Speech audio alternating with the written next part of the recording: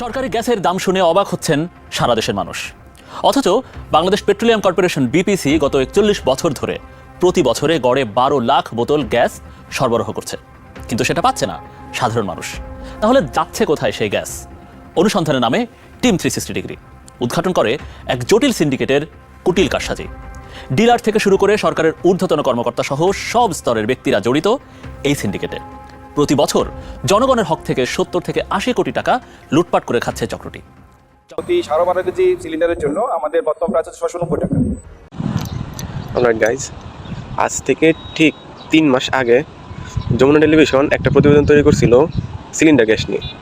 অনেকে দেখছেন হয়তো বা যে আমরা যে সিলিন্ডার গ্যাস কিনি 1450 টাকা 1500 টাকা করে, আর অথচ সরকারে হাজার হাজার গ্যাস সিলিন্ডার মাত্র 690 টাকা রেটে বিক্রি করে।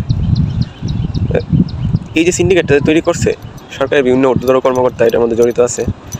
আমি অবাক হলাম দেখা, এত মোবাইল কোড, এত ভিডিও করতেছে, এত ভিডিও বানাইতেছে, বাসের ড্রাইভারের টিকিট ধরতেছে, এই করতেছে সেই করতেছে, অথচ এই গ্যাস সিলিন্ডারের সিন্ডিকেট নিয়ে কোনো ব্যক্তি কোনো কথা বলে নাই।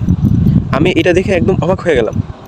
আমি ভাবছি যে আচ্ছা, যমুনা টেলিভিশন যেহেতু প্রতিবেদন তৈরি করছে তার মানে হয়তোবা গ্যাসের দামটা কমবে, সিলিন্ডারের দাম কমবে, বাট স্টিল সিন্ডিকেট চলতেছে, গ্যাসের দাম একদমই কমে নাই। আমি জিনিসটা দেখে একদম অবাক হয়ে গেছি।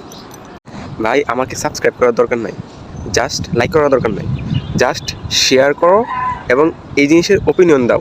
দরকার লাগলে তোমরা নিজেরা ভিডিও করো, এই জিনিসটার ওপিনিয়ন দাও যে এটা কি আসলে উচিত হয়েছে কিনা। আমি চাই সরকারি কর্মকর্তাদের কাছে এই বার্তাটা পৌঁছাক, ঠিক আছে।